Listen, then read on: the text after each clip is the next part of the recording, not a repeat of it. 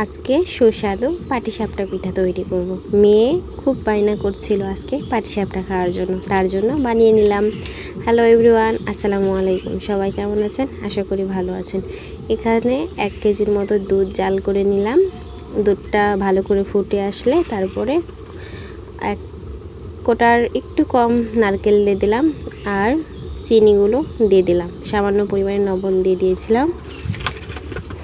এরপরে ভালো করে সবগুলো মিশিয়ে ফুটিয়ে নেব। ফুটানো শেষে আটাগুলো দিয়ে দিব।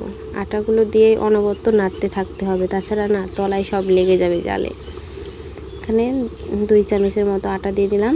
দিয়ে এগুলো ভালো মতো মিশিয়ে ফুটিয়ে নেব। ভালো মতো মেশাতে না পারলে দলা দলা থাকবে, কিন্তু আপনারা যখনই তৈরি করবেন ভালোভাবে মিশিয়ে নেবেন। দেখুন হয়ে এসেছে প্রায়, আর একটু শুকনা শুকনা হবে। এখানে এই যে নামিয়ে নিয়েছি, দেখুন কতটা সুন্দর হয়েছে আমার ডোটা। এবার পিঠার জন্য আটাগুলো গুলিয়ে নেব। এখানে চালের গুঁড়ি নিয়েছি আমার চামচে 5 চামচের মতো, আর 1 চামচ ময়দা নিয়ে নিয়েছিলাম। 1 চামচ না, প্রায় 1.5 চামচের মতো।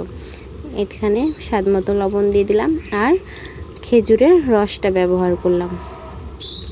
এখানে খুব অল্প পরিমাণে মিষ্টি দিতে হবে, বেশি মিষ্টি দিলে কড়াই থেকে উঠবে না। আমিও প্রায় 1 চামচের মতো মিষ্টি দিয়ে দিয়েছিলাম। এবার উষ্ণ গরম পানি আটাতে দিয়ে মাখিয়ে নিলাম। ভালো মতো মিশিয়ে মাখাতে হবে যেন আঠা আঠা না থাকে। এবার দেখুন আরেকটু সামান্য পানি লাগবে। এখানে ডোটা মোটা হয়ে গেছে, আর একটু পানি দিয়ে দিলাম, দিয়ে মিশিয়ে নেব। এবার ভালো মতো মেশালে একবার পাতলা পাতলা হয়ে আসবে।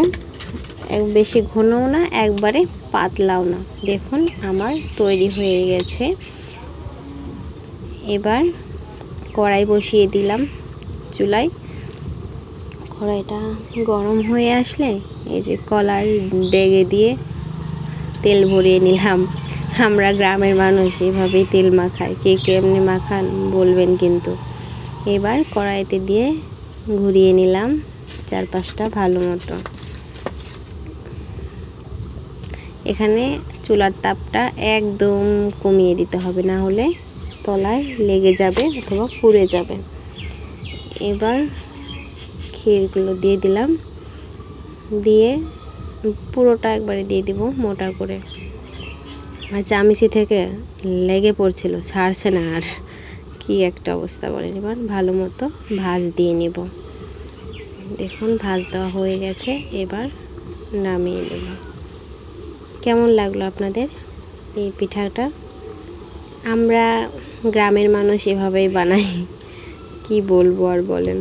তাও অনেক মজা হয়, কিন্তু আমরা এভাবে বানাই দেখে কিন্তু মজা কম হয় না, তাই না? যারা গ্রামে বানান তারাই বুঝবেন। ভালো লাগলে লাইক কমেন্ট শেয়ার করে পাশে থাকবেন। ধন্যবাদ।